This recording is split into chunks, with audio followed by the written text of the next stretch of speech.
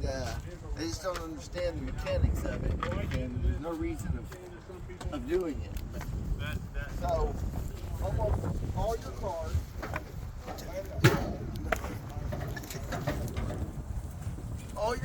are going to have a cable that runs through here.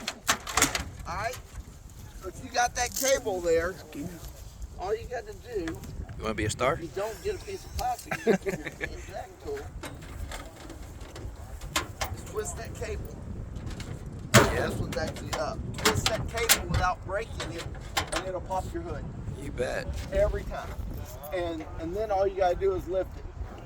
We see so many people try to take And try to cut a it. Halligan and try to pry this thing open. That thing is made to drive down the road at 120 miles an hour. It's stout. It's not going to give up. The only other way of doing that is taking the dang spreader. If you got to do rescue anyway, and just rip the hood up. But don't try to pry these things up. They're not made to come up. There's a reason for it. So if you can't pull the little latch, take your grill out, take that cable. It looks just like a little bicycle brake cable, and you just twist it ever so gently, it'll pop. If you can't see it right there through the grill, your newer cars sometimes behind that headlight. So you just pull that headlight out with your tool, and it'll be right there. Whoa. But it works every time. See, like this one here.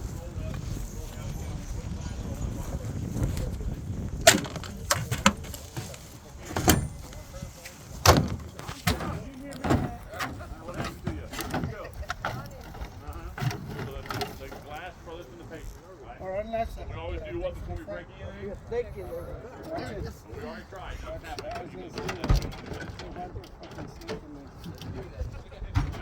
Leave it alone. So today we're Y'all hear it? We want to break our glass out. We're going to break glass.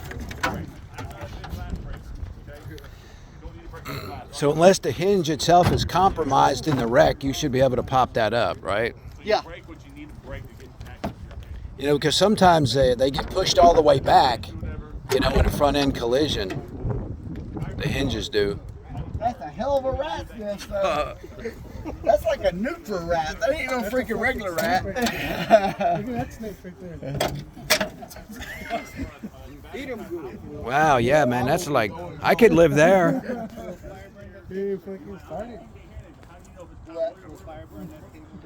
Yes, if it's burnt, you ain't gonna be able to do it. But if it's just a wreck, you're gonna be able to snap that thing. Now I know you got cheap. Oh, that's on Aberdeen. That's what we came here for. Right? Hey, we got a. Extracation and chopping things up.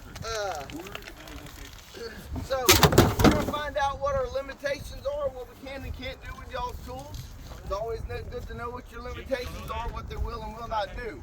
But overall, they should do everything that you need to do. Like everything in life, and the fire service and everything, we've gone through stages throughout extrication. We used to do everything with spreaders, then we do everything with cutters. Now that I've cut anything, now I'm back to operating with spreaders more than anything else. A ram is just an extra piece of equipment to hold your truck down. Because you can do so much with spreaders now that we just never did before. So it's just learn what you can and can't do. We're going to show you a technique on dash lifts with your spreader that before we only taught with rams, because that's what everybody did. If you had to roll the dash, you rolled the dash with a ram. That's the way we trained everybody. And now we realize that with the way the cars are now, it's actually easier to lift the dash than it is to roll the dash. But we do that with a spreader. So is a ram useless? No, it's not. There are still situations where you can use them. I had to use one on a car that was rolled over, and the girl was upside down, and we just had to get enough room between the roof and the car just to be able to get her out. So we just used the ram just to pick it up a little bit, and was able to pull her out.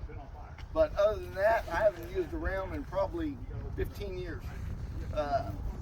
Just because of the things that we've learned that they wound up getting in the way. But we are going to use them today. Alright, so I talked about earlier different approaches of cutting your car. So in our case here, if we got to get to this door, there's a couple of things that you can do. One is, if we don't have a good pivot point here, is that cool?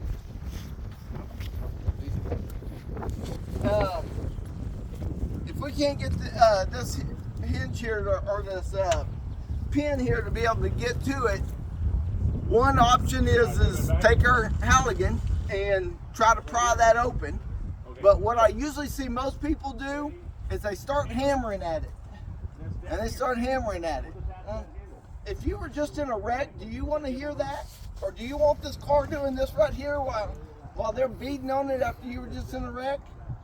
No, you want a little bit of quiet and you want a little bit of control. So try not to move the car any more than you have to and make them any more traumatic than they are.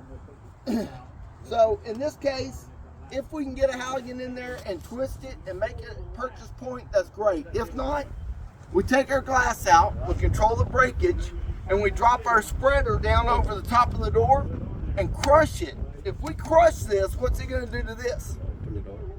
It's going to bend out. So if I flatten this has got to come this way to follow what's being crushed in. So that's how you make your purchase point. Drop it down over it, smash it, fold it out, get in there with your tool. If you can only get one tooth in there, you can stick that up in there, close it on it, and then use the spreader to bend that door back to get that bigger access point. The other option is you take your spreaders and you crush this fender here. If I crush this fender right here, what's it gonna do? This has got to pull back because I'm reducing the size here. So it's going to pull back and it's going to give you access to your hinges. So same thing, just an easy way of getting a purchase point without beating it with a Halligan tool. We're going to crush this, gives us access, we spread it. I talked earlier about thinking about what you're going to do next.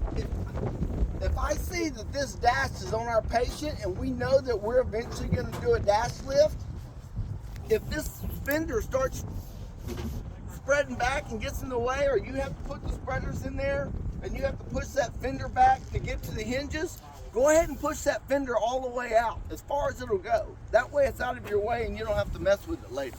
It's over and it's done with. It takes a few seconds if you're thinking about what your next step is. If you don't think you're gonna have to do that, don't waste your time doing that. Only do what you have to and get after your hinges. Glass. Y'all saw me beating on that glass earlier. I just recently learned this. This is something that, you know, if you're learning something, you're always learning.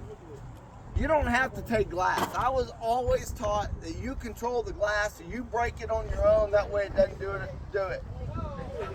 We took an entire car apart a couple weeks ago and never had a single piece of glass break on us.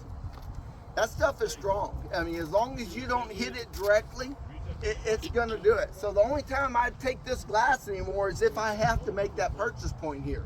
Otherwise, I leave it alone because it's not easy to break. So if you don't have to, leave it. It's less chance of you getting cut or anybody else getting hurt.